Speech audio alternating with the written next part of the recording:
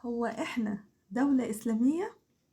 أنا أقول لأ، إحنا مش دولة إسلامية، لأن الإسلام لازم يطبّق الشريعة الإسلامية. الإسلام مش طرحة ولا خمار ولا دقن ولا نقاب. الإسلام أفعال وجبر خاطر ورحمة. وعشان تكون دولة إسلامية نبدأ بالحاجة اللي خاربة الزواج، القايمة.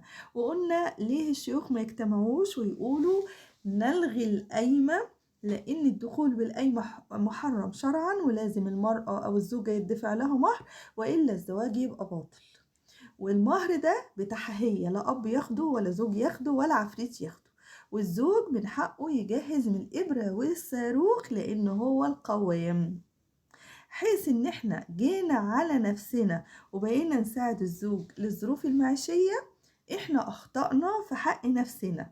ليه؟ لأن هو ممكن يخش بأقل الإمكانيات والتكاليف وما نغرموش حاجة، ويجهز كله وانتي تخشي له معززة مكرمة بأقل الإمكانيات والتكاليف، لأن انتي مش هتطلبي منه، مش هتشترطي عليه، مش هتكلفيه. انت هتقولي له انا سبت لك انك تجهز وانا راضيه باللي تجهزه.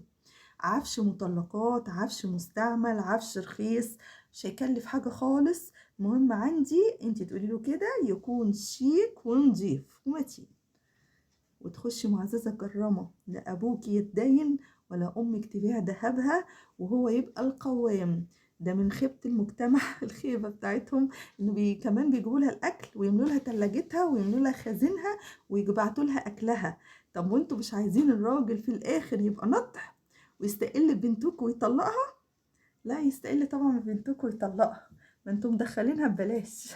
ما تعبش، لكن لما يتعب في بيته ويغرم في بيته ساعتها هيقدر بنوتتكم. هتقولوا طب ما هي برضه ما تعبتش وهتخش، فمش هتحس بقيمة الزواج. مين قال انها مش هتتعب؟ دي هتغسل وتمسح وتكنس وتولد وهتطلق وهتجيب له، هتديله لقب اب بدون اي مجهود منه الا مجهود لذيذ بس.